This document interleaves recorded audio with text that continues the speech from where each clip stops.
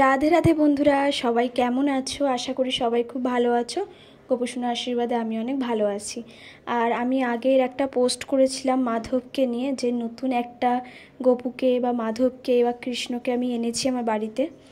তিনি এসছেন আমার কাছে, এনেছিটা ভুল কথা, তিনি আমার কাছে এসছেন, তার অপার কৃপা যাকে বলে। এর নিয়ে একটা কাহিনী আমি বলেছিলাম, পোস্টে লিখেছিলাম যে মাধব কীভাবে আমার বাড়িতে এলো, এইটা আমি পরেরটা ছোট্ট একটা ব্লগে বলে দেব। তো এই সামান্য 3 মিনিট কি 3.5 মিনিটের এই ব্লগটা, ছোট্ট ব্লগটা তোমরা দেখো, ভিডিওটা আশা করি ভালো লাগবে। অ্যাকচুয়ালি কী হয়েছিল, একদিন আমি তো মাঝে মাঝে শপিং করতে যাই, বিশেষ করে শ্যামবাজারটা আমার বাড়ির কাছাকাছি হয় বলে। আমি সেদিনকেও যথারীতি বিকেলবেলায় বেরিয়ে গেছিলাম শ্যামবাজারে কেনাকাটা করতে। সবুজ চুড়ি কিনবো, তোমরা তো জানো শ্রাবণ মাস চলছে। তো সবুজ চুড়ি কেনার পরে ওর অপোজিটে একটা দোকান ছিল, সেখানে আমি গেছিলাম কাচের একটা বয়ান কিনতে। কাচের বয়ান মানে তো আমার খুব শখ, তোমরা জানো অনেক কাচের বয়ান আমি কিনেছি। সেদিনকেও যথারীতি আমি কাচের বয়ানটা কিনতে গেছি। তো আমি তো এতদিন খেয়াল করিনি, অনেক বছর ধরে আমি কাচের জিনিস কিনছি বা শ্যামবাজার যাচ্ছি। তো ওই দোকানেরই অপোজিট দোকানটা আর একটা ছিল এইদিকের ফুটপাতের ওপর, সেখানে না অনেক ধরনের মার্বেলের ঠাকুর আছে, শোপিস আছে, বিভিন্ন রকম সিনসিনারি সব জিনিসপত্র আছে। তো ওই দোকানটা আমি আসলাম, আসার পরে আমার হঠাৎ করে একটা জায়গা চোখ গেল, সেটা হচ্ছে মাধবের দিকে, যিনি আমার বাড়িতে এসেছেন, এই যে মাধব। তো সেদিনকে আমি তো নিইনি, দামটা অনেকটা বেশি বলছিল, 1100-1200, আমি নিইনি, চলে এসেছি। ঠিক তার এক সপ্তাহ পর আমি আবার গেছি। আমি না ওই দোকানটার সামনে গিয়ে দাঁড়াচ্ছি, ভিডিও করছি, ফটো তুলছি। আমি আর সেদিনকে কিছু বলিনি নেবো বা কিছু বলে, চলে এসেছি। মানে 2 সপ্তাহ চলে গেল। এবার আমি ভাবছি এবার নিশ্চয়ই কেউ একটা নিয়ে চলে যাবে।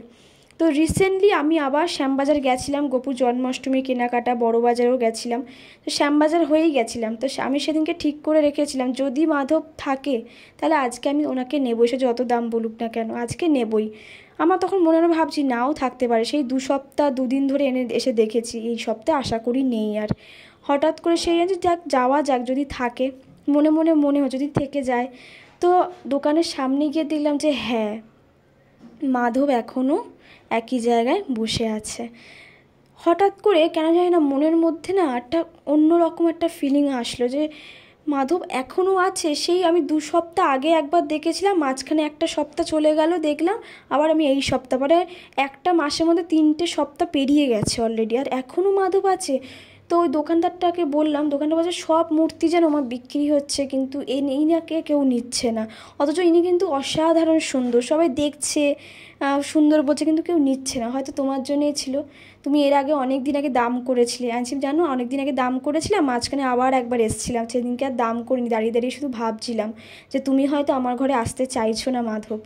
সেদিনকে ওর নামও আমি রাস্তায় দাঁড়িয়ে দিয়েছিলাম, মনটা খুব খারাপ ছিল, মানে কান্নাটুকু, আমার চোখের জলটা শুধু বাকি ছিল। যখন মাধব আমার বাড়িতে আসলো, যখন আমি নিয়ে আসলাম, অনেক দাম দর করে একটু কমিয়েই নিয়ে এসেছি, অতটা দাম আমি দিইনি, অল্প দামি। মাধবকে বললাম এবার তুমি আমার ঘরে এসো, আমার গোপুর একটা বন্ধু আসুক, গোপু খুব খুশি হবে। মাধবকে যথারীতি নিয়ে আসলাম, তোমাদেরকে সাথে শেয়ার করলাম। মানে মাধব আর গোপু, মানে এনারা যদি চায় কি না হয়, কি অসীম কৃপা। হ্যাঁ, এই এতগুলো দিন গেল, তাও তিনি কিন্তু একই জায়গায় রয়ে গেলেন। ভিডিওটা ভালো লেগে থাকলে লাইক, কমেন্ট, শেয়ার করে দিও। সবাই ভালো থেকো, সুস্থ থেকো, জয় গোপাল।